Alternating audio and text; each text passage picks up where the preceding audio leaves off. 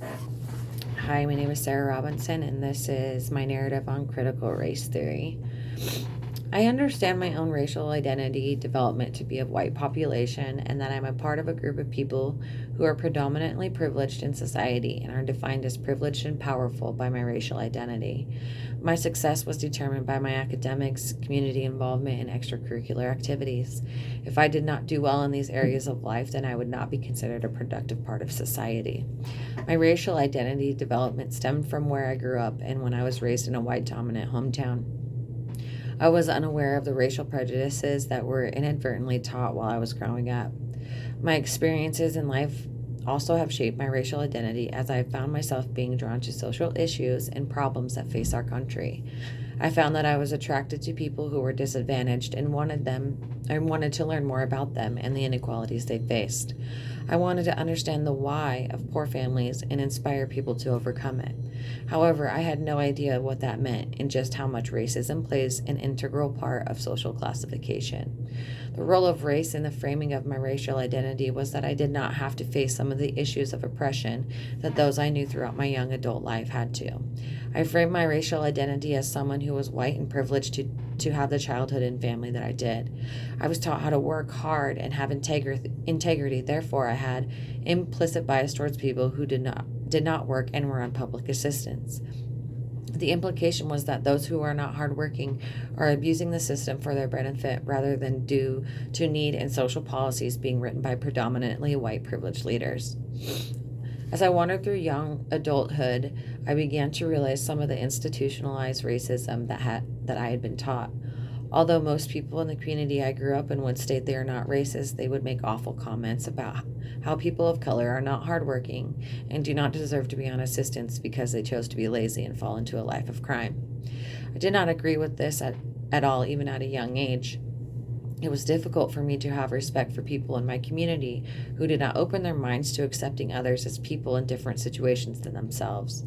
People would actually become angry when they discuss government programs and how they are there just to keep people from having to work, and that the government and hardworking taxpayers were supporting Native American, Hispanic, and Black people.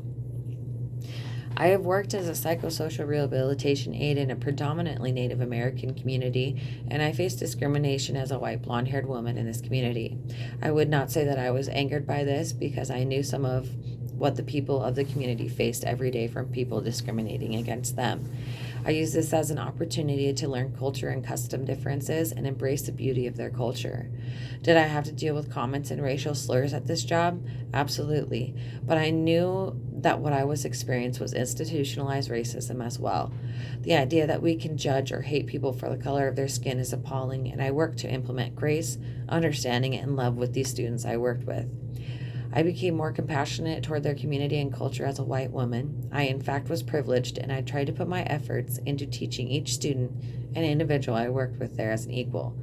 I was giving respect if I wanted respect, and that was important to success at my school that I worked in. The stage of intimacy versus isolation is a psychological stage of development that I was in when I experienced this event. I believe these events influenced my perception by wanting to feel like I belonged and could be understood on a level that did not pertain completely to the color of my skin or the privilege I had as a child and adult. I wanted to use love virtuously to help students who were struggling in school, academically, and behaviorally, to give them more opportunity as a young person than what society wanted them to have. I wanted to be a part of the change I wanted to see in the world during this event in my life.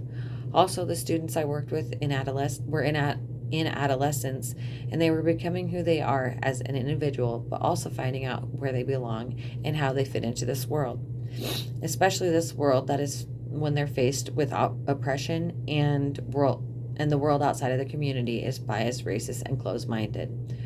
One action I can take to challenge power struggles that perpetuate racial inequality is to utilize voices of color. This is described in the article Critical Race Theory: Opportunities for Application in Social Work Practice and Policy. This is written by Kolvilowski, Weaver, Constance, and Huggins in 2014. I'll use this to continue to learn and become more culturally competent in mental health practices.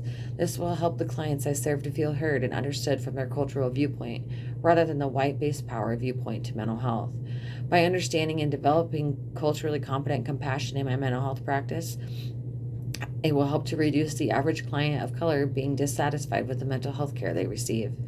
As a culturally competent therapist, I'm taking a passenger seat to the client's perceptions, ideals, and experiences, and working toward a goal that will help them to overcome their mental health disparities based directly from their cultural perspective. I believe that I would have reacted differently in the situation at the school I worked in. I may not have been as offended in my first encounters and more culturally structured to address the situations with the children of this community. Hate perpetuates hate. I wish that I would have had more time and patience to work with these students, to embrace each other in all of our differences, and to help build each other up rather than tear one another down.